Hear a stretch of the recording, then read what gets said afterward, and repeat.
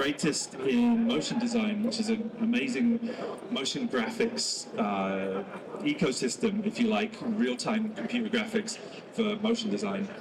So I'm going to pass it over to you, David. Thank you for being with us. Thank you for having me. I'm going to do my best to project into this beautiful microphone and see what I get. So yeah, my name is David Gralnik. I'm a senior product specialist at Epic Games. And we've been working on motion design for a bit now. And we're coming into version 5.6 in the near future. And I figured it'd be a good time to give you guys a little peek at what we're building. So let me advance the slide here. And we'll start, for people in the audience who maybe haven't seen motion design, this presentation kind of serves both purposes. It'll introduce you to what the thing is a little bit, what we've done in 5.5 is a little recap, and then we'll get into the new features coming in 5.6. So, the motion design journey, as it were. Our goal with motion design from the beginning was to democratize Unreal through tooling and UX to cater to creative individuals and industries with little to no UE experience. One of the biggest bottlenecks that we find is that Unreal is not necessarily always the easiest thing to build in for new people, especially people coming in from other industries that aren't necessarily familiar with anything outside of other real-time graphics tools. So, simple, right? No problemo. Easy. Let's just get that done. Like, it's no problem. Well, this is kind of a little image cloud of all the features and ways that we have improved on the work set for kind of building motion style graphics, building broadcast style graphics in the Unreal Engine. So here's kind of the topics that we're going to get into a little bit here. We're going to see a bit of recent industry usage, just to kind of show you guys some fun stuff around that UE, where UE has been used. We're going to do a recap of Motion Design 5.5 and kind of where it stood a little while ago and where it stands currently. And then we'll get into the Motion Design 5.6, the reason that we're all here, right? And then if we have time, we'll do some questions, maybe some snacks. I don't have any snacks. If you guys have snacks, I will happily accept some snacks. I have not eaten breakfast. So, on to Unreal Engine. What have you gotten ourselves into here? Like, let's take a look. This is a clip. This might be super loud. I'm going to warn you guys. Or it's going to be no volume at all, which is fine too. So, essentially, what this is RLCS, which is the Rocket League Championship Series. To do some experimentation, they wanted to build some graphics using motion design. And in this case, they did render them out instead of it being full real time, but they were able to populate their whole stage, as you can tell. Thank you very much. They were able to populate an entire stage. As you can see, all these different stage walls here are all being utilized to kind of populate these graphics and show some cool stuff. It's all kind of occurring as the event is happening. This video goes on for a bit. We're seeing some people in the crowd now. Let's move on to the next part that shows a bit more of a juicy example of this. So this is how they mapped the stage. So what they basically have here is all their ribbons. They have their various large monitors, and that's all kind of playing out, in real time in real time at the same time throughout this event. And so this was used throughout this tournament, or this specific tournament. So let me push forward a little bit here. This stuff is super fun. But we have a little taster from our friends at Fox. They handled Super Bowl this year, and they were kind enough to send us over a reel of kind of what they were using Unreal Engine for in general. And so I'll let that play out. Again, there's no audio, I assume. So I will do my best to just describe. So they had a whole set, like a virtual set on Bourbon Street set up where they were able to have LED volumes, all the stuff you'd expect for LED walls. In this case, these are their AR graphics that they were running during the game and kind of showing all that off. This is kind of their stage show, their pregame show, all that good stuff, and running all of that as well. As you can see, they have a virtual area behind them. And just here's some various odds and ends from their package. So, their lower third package. This is their score bug that they did for this year. And some other elements throughout the entire thing. So I'm going to cut it around here because this is where, this is just more of the graphics package that they built. But generally speaking, they did an awesome job. And it's definitely worth showing to you guys today. So let's push forward. We got a nice little sampler from our friends at Warner Brothers Discovery. They gave us a little bit of a reel of what they've been up to using Unreal at large. And if you guys can't hear me well, let me know and I can get louder. I have no problem getting louder. So, this is running interestingly. There we go. So now it's better. So this is a little reel of what they've been up to. And here's some examples of virtual graphics that they've been building using Unreal Engine. We're going to push forward here a little bit. They're going to show a little more of their stage virtual. There's some stuff right there, some AR overlay elements. And then Superman destroying an audience. You know, he does what he's got to do, even if it's not for the betterment of mankind. There you go. So thanks to everyone at Warner for supplying us with that reel. All right. What we're all really here for, well, the beginning of what we're all really here for, which is let's kind of take a step back and look at what we accomplished in UE 5.5, which was a pretty stuffed release. I'm not going to lie, it's coming from the development standpoint. The product standpoint, it's juicy. So let's take a look. Kind of the first thing here is we've got some awesome proximity style effects where we're able to drag our effector through this cool looking cloned ring and get some neat particle kind of fire effects coming off of it. And this is specifically using kind of a more localized effector. We're going to switch it over here to a plane effector, which is in a second. Let me see when it gets to that. This is the smallest text ever on my screen. Okay. Let's push forward. This is another example of some proximity effects using our cloner and effector system. And so what you're kind of seeing here is we've got what's called a push effector. Ooh, this thing does not like key. So it's got a push effector. When it drags it through, you can see it's basically pushing all the clones in and out of space. And this is all obviously happening in real time. None of this needs to be kind of pre-rendered, pre-cached, any of that. And it's all very performant. That's kind of the thing I want you guys to take away from this section, is that all of these tools, the cloner and effector tool set, like the performance impact is pretty minimal. And so you can get in there and plop down a fair amount. You can crank that cloner count up pretty high, and you won't see much of a degradation. Collisions are something that is particularly fun. Let's take a look at the example. So we've got a bunch of cloners, cloned little pearls, gumballs, whatever you want to call them. And what you're going to see here is, in a moment, we're able to drag this kind of controller around in that area, and it will interact and collide with these clones, giving you kind of an interactive look, kind of like you're fighting with gumballs. But you can see how this kind of stuff typically to create is pretty render intensive.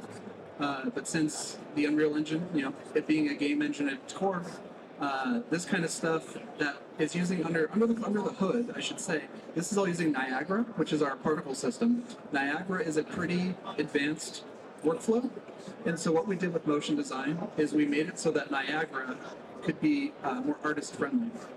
And so the cloner and effector system that you're seeing, at its core, it runs off Niagara in a much simpler, easy to use, artist friendly style. Move forward a little bit here. And let me know if I'm going too fast. It's very possible. So, material designer. Let me preface this a little bit before I play this clip. Material designer has been around since 5.4 actually, but in 5.4, a challenging thing in Unreal in general is material creation. For people who come from other software suites, it can be a little bit of a lift mentally to be like, what am I doing here? So what we wanted to do was at the most basic level, for the broadcast market especially, is like, I just want to have a layer stack that works almost in a Photoshop style way. We'll show that in a second. I'm doing a lot of build. And we had that in 5.5 or 5.4. In 5.5, we took it a step further. And here, you're actually able to build a complete PBR material from this. So literally all the passes that you need, like emissive, your AO pass, everything you need from your actual material is all here. And you can see that we're basically applying that material to this kind of coiled up, neat looking geometry. And then we can actually adjust all of those parameters individually to kind of increase or decrease like the reflectiveness of this element here. And so, as you kind of see, we have a whole other set of stuff. We're going to go ahead and apply it. Now we have a gold material, and which doesn't require us to go back and rebuild the material and do all that. We're taking these maps from, you know, wherever you want to build your maps. Like at the end of the day, they're just textures that are basically driving all of this stuff happening here. And anyone who's built like materials in their programs kind of knows that. But typically in Unreal, it wasn't always the easiest thing to do. And so motion design as a whole being kind of a suite, we kind of look at it like a creative suite. We wanted to make sure that material creation was a kind of first-class citizen here. So let me push forward a little bit. Video playback. Another feature of Material Designer that we want to make sure that we gave some love to. I don't have a video for it that I'll show you in the following slides, but it's actually improved even further in 5.6. But as you can see, we have a layer over the top that's running a video. Very performantly. It's not a super expensive process to use these. In fact, recently, Andy, who's back there, he threw like 4 different videos in here at the same time, and it was running pretty well. Scrubbability is something that we also focused on, so that when you're kind of working on your sequencer, you're able to kind of scrub through it and kind of get done what you need done. What just happened there, but I totally skipped past because I looked away, is you're able to actually apply looks to things. So as you can see there, like motion design text was should have been previously black, switched it to white by just using remote control and basically changed that. Remote control, motion design's a big tool set, hence the giant cloud at the beginning. Remote control is where you can essentially take any element in Unreal that you have in your level, like for example, a scale. You can expose that scale value to remote control, and you can control that scale from either the web, from inside your project. It's used as a nice place to kind of bookmark all of your useful features. So I'm going to push forward here.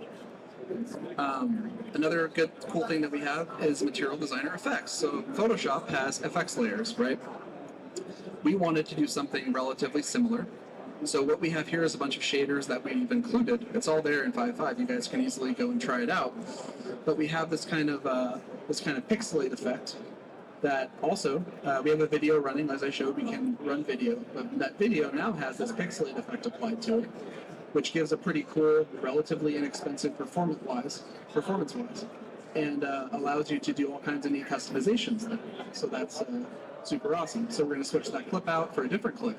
And so you can see how just grabbing like kind of standard stock footage, you can do a lot of stuff even with that. It doesn't all have to be built natively in Unreal for like some of these sorts of elements. You can, but you don't necessarily have to. This is a really cool example that's going to show us applying several effects to these layers. I guess up until now in this presentation, you haven't seen, okay, this is cool, David, but like, what do I actually do with this Photoshop style stack? Well, what we're going to do here is we apply a glow to it. So now I'm going to turn this microphone this way so I can interact more with the content. We're going to add another video. And this video is kind of a dirt pass, like a dirt dust pass. And we're going to tell that, hey, we're going to tint that a color with that color tint FX layer, or FX. And we're going to turn that a little more to match the rest of the Mars-like environment. Now we have a bit more of an orangey tint to the noise pattern. We're going to add another pattern to it. And this pattern is going to add a bit more grit in general. Let's go ahead and throw that in. Something small. And so now you've got a nice little scratch pass on top of that. So you've got kind of a dirtied up clip that came from a relatively clean clip. And this is all, again, like just something that creatives want to be able to do and don't want to have to leave the software for. We're trying to keep you captive. We want to keep you in Unreal. We don't want to have you leave, except to go grab clips. So I'm going to push this forward a little bit. This one's really fun. Hopefully it's not just me that thinks it's fun. Procedural animation is something that we've also focused a great deal on. By procedural animation, I mean the sequencer is where you keyframe all your stuff, right? Right. We don't want you to have to keyframe certain things. Like what if you just want, for example, this controller to do a twirl? You can basically go into your animator palette that we have and set its cycle duration, and then tell it, hey, how much do you want this thing to do a little rotation? And without keyframes, this is vibrating, FYI. I don't know why this is vibrating. And so this will basically rotate left and right without keyframes. And once you're kind of done toying around with that, if you are like, no, David, I want this to at least be driven by a keyframe. Maybe I don't want the actual the rotation to be keyframe driven, but I want the overall effector, but the animator to be keyframe driven. I did you guys a super big solid here in a second, and I'm going to. Oh yeah, another cool thing. You can also adjust the frame rate of it. So if you're trying to get like a Spideyverse effect, you can turn that thing down. As you can see, the background is still running at full speed, but the controller rotations are running at, pretty knocked down kind of Spideyverse style speed. Now, all of this can be driven by different time sources. So now, covered by the procedural animation plate that I've added there, you're actually able to drive what you've built with the sequencer if you just want to scrub it and have the thing animate based on the sequencer. So that's super handy, and I don't know, that's just a lot of fun to use. Me coming from a broadcast background, I should probably establish I used to work at Fox for a long time, built a lot for 8 years for building all kinds of real-time graphics, and having these sorts of tools would have been fantastic. So let me push forward a little bit here into something that is a bit more broadcast focused, I would say. We are at NAB, so yeah. And again, this is all 5.5. We're going to get into 5.6. The stuff gets cooler. You'll see. I promise. So transition logic is essentially a way to have overlay graphics assigned to different layers. As you can see here, we have a lower third assigned to a layer. We have the award ceremony in the upper left assigned to a layer, and we have the headlines bar at the bottom assigned to a layer. And so kind of what I'm showing here is I'm going through a rundown, which is kind of our playlist, essentially, and showing how I'm able to keep elements up on the screen while transitioning the elements that are changing. So as the text changes, our system goes, hey, your text changed. I need to run an off animation for that layer and take that text out. And so that's essentially what you're kind of seeing here, is that transition logic system in action. I'm showing here, here's all the animations in that lower third. So we have like a change in, we have a change out for each of the individual sections.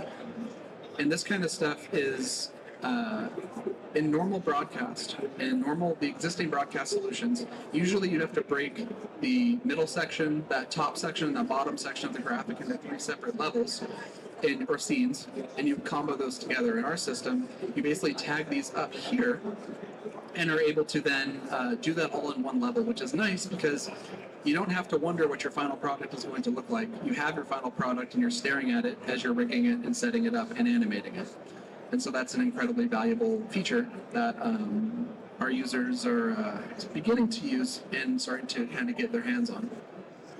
I'm going to advance this. Masking. This is one of those features that it's worth mentioning. It's typically table stakes for pre-rendered programs, but for Unreal, it's something that we really wanted to make easy. So as you can see the word motion there, motion is being used as the mask, and all the stuff bubbling around in there are the targets of that mask, so it's all getting masked out by the word motion. All right, so that's masking. Let's move on to UE 5.6, kind of what's coming there. Cloners and effectors, we already saw some of that, but it's getting a nice upgrade in 5.6. A big thing that's happening is we're adding I think I have to click one more time. Yep.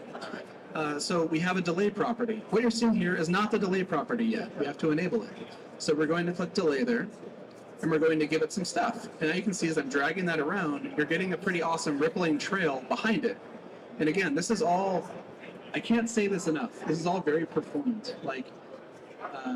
And it's a lot of fun to play with, more than that. So we added a second actor, and that one is basically interacting with the first actor's ripple and is able to ripple those ripples. So you can see how just kind of getting in there and adding more layers to this kind of stuff becomes pretty valuable. And what we're going to do here, let me see here, we're going to change that to a cull. And so just an example, you can use a cull effector on one of your shapes, mask out all the other stuff, and you can actually have that ripple effect in kind of a masked shape that is kind of fun to play around with. We're going to do a little more doodling here. I do want to show the doodles, give respect to the doodles. So I'm going to advance that.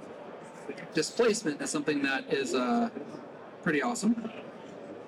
What you'll see is as we add displacement, we can throw a texture on there, and you can see all of our clones are actually accepting that texture and displacing based on that texture. So it's interpreting it, it's checking all the different properties there, RGB luminance in this case. And a big new thing also that's even new to our feature set recently internally is you're able to apply color to that displacement. And what comes along with that is the ability to, we'll show it in a second here, but we're kind of showing, like, here's a bunch of different things that you can apply. So you can see just the amount of stuff you're getting from just a texture and how that texture is interpreted by displacement. You're getting a pretty nice little look there, kind of for the cost of an image as opposed to the cost of having to set up an entire system. So let me, I wish I could have a little fast forward button, but it'll be worth it, I promise. So as we go in here, We're going to show another example. And the goal for this next one is to bring in an actual texture that's capturing, that has some video in it. Oh. Texture source. So I'll push this forward. I want to let this run because I want to show this next part. So we're going to change that source to a media texture. And the media texture, when we start playing it, is going to give you even more animation, kind of for free, based on that actual video. It's kind of fun, right? Thank you.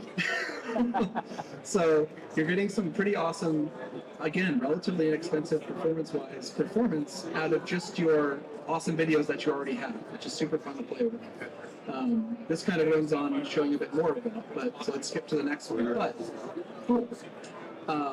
This is something that I put together kind of for fun, just to show off like a bunch of these features at the same time in a weird environment. So I was just kind of having fun on a Friday.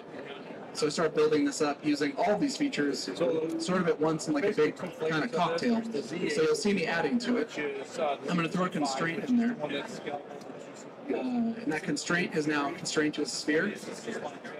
And I also have, when I turn the rest of this on, we're going to start displacing that floor along with the texture that I'm establishing. This texture is kind of like a sand texture, sort of like a desert sort of deal. And you're like, that's cool and all, but like, it's desert, but it's also gray. That sucks. Like, I wanted to actually take on the color. And as I said before, that is completely possible. So when I finish noodling around with this, I can go to the bottom and enable the texture on this thing. And it's going to grab the channel. You can pick what channel you want to pull from, the texture provider. In this case, I'm going to say, hey, I want to grab the texture from the displacement. And so now, I'm going to bring this guy in. You can see him on the screen, actually. I probably should have done something a bit more in your face. But all of those clones are basically, you can kind of see they're taking on the color of that sand texture. So it's becoming kind of like a desert cloner that's being pushed by a satanic orb. So that's kind of what we have there. Push this forward. This is a really fun one as well. I mean, I'm going to be honest, this is all pretty fun for me to play with. Hopefully you guys are having fun watching it. The free placement cloner is a pretty powerful new feature that we have. I'm going to let it speak for itself a little bit here. So, this is technically a cloner. What this cloner lets you do, though, is typically a cloner takes one shape, multiplies it a bunch of times in whatever shape you need it to clone in.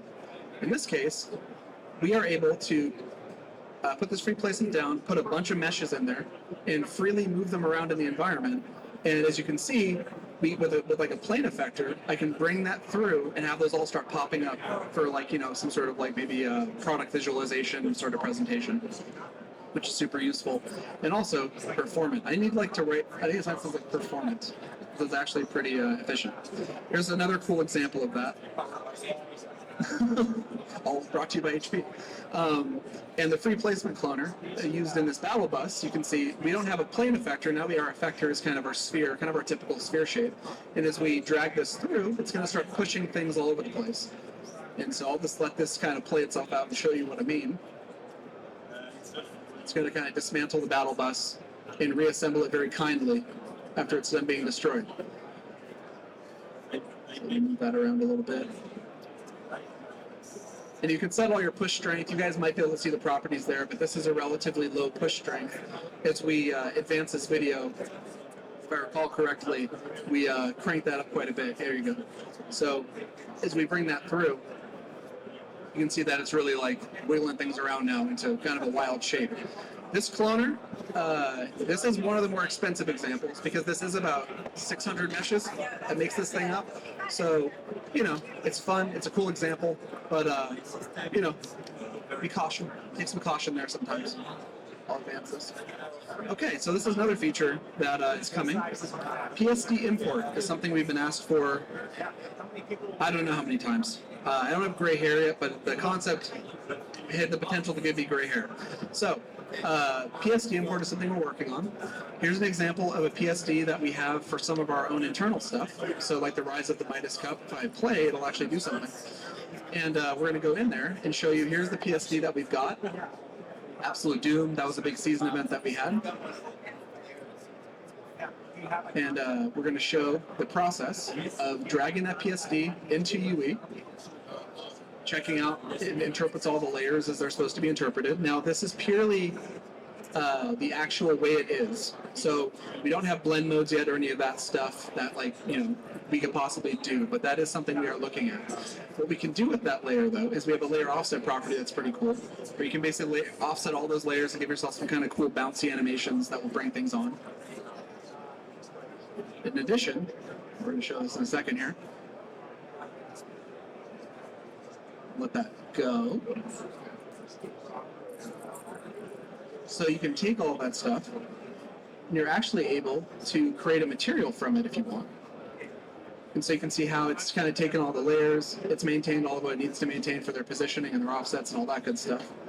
And then you're also able to bring it into your material designer, and you have all of your layers there as well, so you can have even more fun with the toolset from that viewpoint, which is incredibly valuable. So this is something that, this is kind of a brand new feature that we look forward to hearing from feedback from anyone who's here at the convention, or anyone who wants to send us some feedback anywhere on our portal. So what we also have is the masking applied to this. You can see how that would be beneficial. The masking I talked about earlier being applied to this sort of graphic.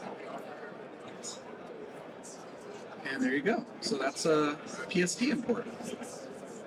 All right, so again, getting into a bit more of a technical topic, data link is something that we're working on to solve for. Well, actually, this video, it's funny. This video had audio with me narrating, but audio is a no-go. So I'm going to do my best to talk over this very small stuff on the screen. Here we go.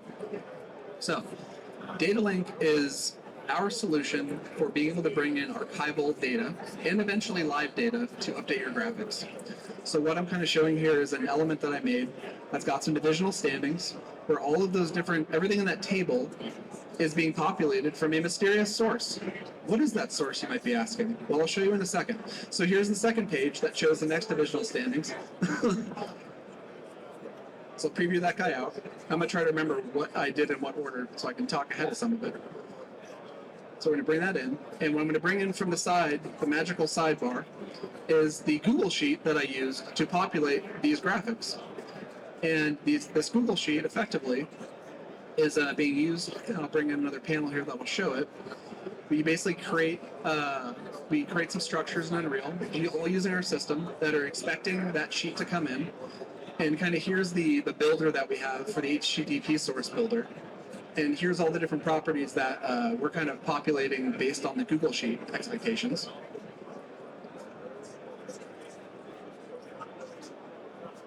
And so with this kind of thing, it's kind of hard to see on this screen, but this is kind of the general setup that we're going to have. So we have the ability to pull from a Google Sheet.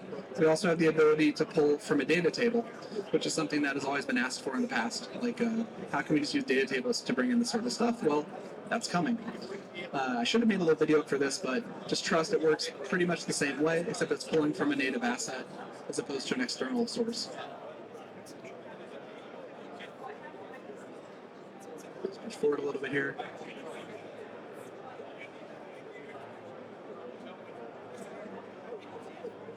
And what I'm going to show here, just real quick, is here's all the remote control that you need to make sure you do before exposing all this stuff to that sort of source. So you go to all of your actors, you'd expose your logo, you'd expose all the text lines, all that stuff just like you usually do. You give it a field ID equivalent. So we've got the E001, E00 whatever, we've got all that stuff. And then in the actual data link actor that we have here, you're able to essentially assign those field IDs to the output mappings. And that's kind of how everything stays linked up. And that row property is literally the row from your source. So in this case, it's the Google Sheet. And you say, hey, this is row 1, 2, 3, 4, and it populates accordingly. I'm going to advance this. All right, so that's the feature tentatively known as Data Link. Not sure about the final name yet. We'll let you guys know when we decide on one. Scene state. Okay, so for a while now, we have wanted to target actually being able to do a scorebox style graphic. Transition logic really isn't the way to solve for that kind of thing. Transition logic being page-based, it doesn't want to pull from like a live data source as much. So scene state, I'm gonna let this roll a little bit here. Scene state is our solve. Is it gonna pop? I'm probably talking. There we go. And probably describing what I just described. So we're going to bring that in now. So I just want to show you the on move for this thing that I had made. This is just kind of something I put together. So it's kind of a score box graphic that's got all the kind of trimmings you'd expect from a score box. And I wanted to then show kind of how that would be rigged up a little bit through the scene state. So we're going to bring in the scene state from the right very soon. So scene state, once you've got everything built and more or less kind of set up on your remote control, or maybe not even remote control, you don't have to have it on remote control when you're building. We have this nice screen. I don't want you guys to have to leave when you're rigging your score bug. I don't want you to have to keep going back all the time and like leaving this screen right here. So we have a live preview up there when you go into play mode. And we have some awesome debugging features while you're in here that you can test. So what I'll show, I can't tell which one but I believe the first thing is going to be a score change. Or no, it won't be a score change, it's going to be a down and distance change.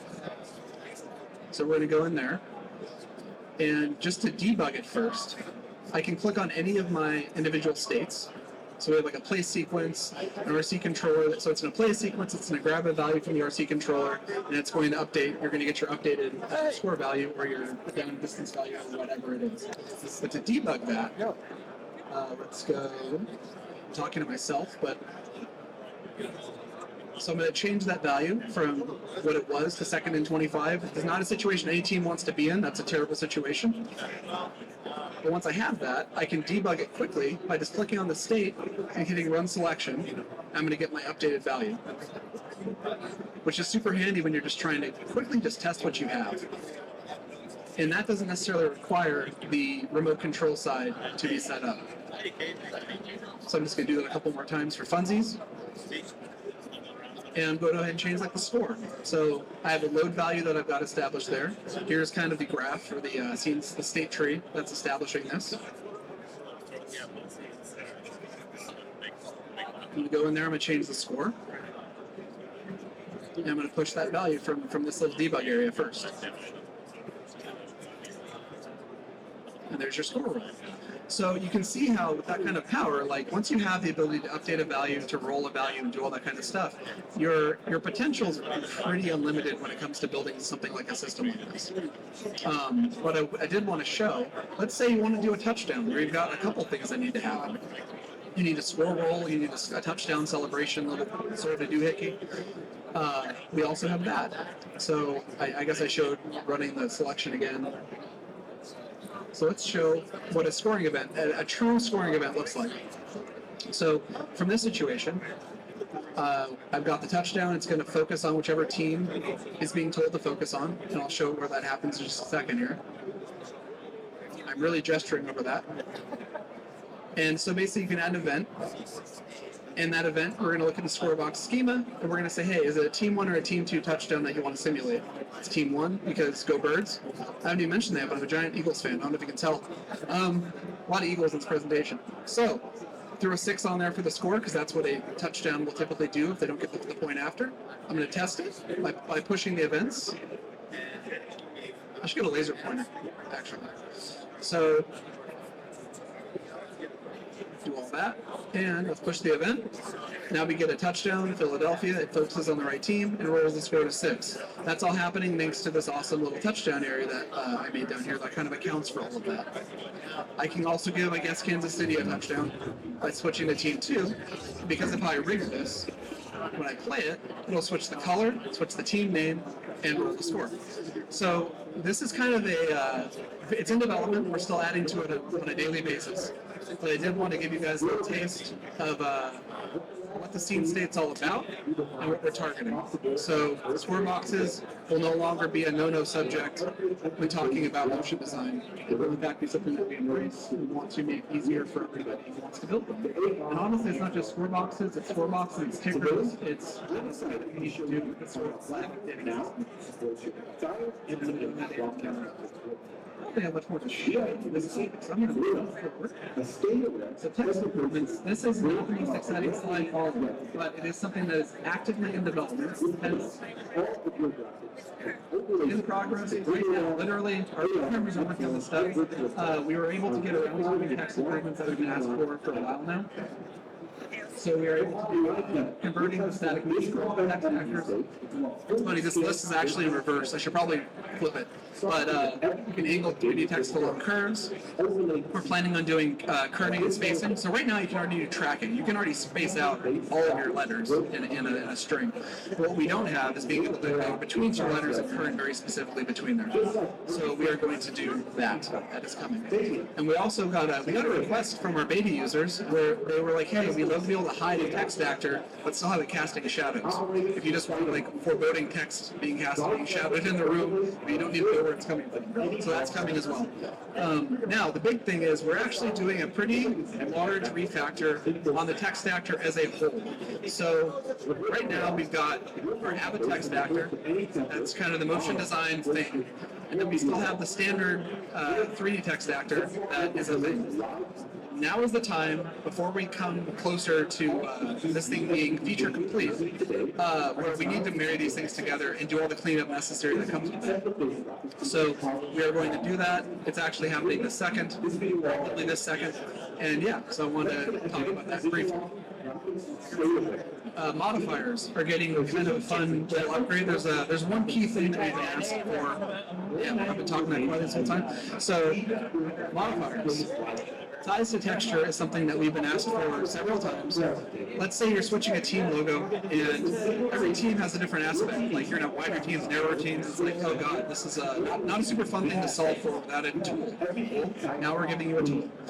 So what we have here is a modifier that we're adding. I'll show kind of the process here. I'm talking over this right now and probably explaining what I just explained. Probably should let that just rock.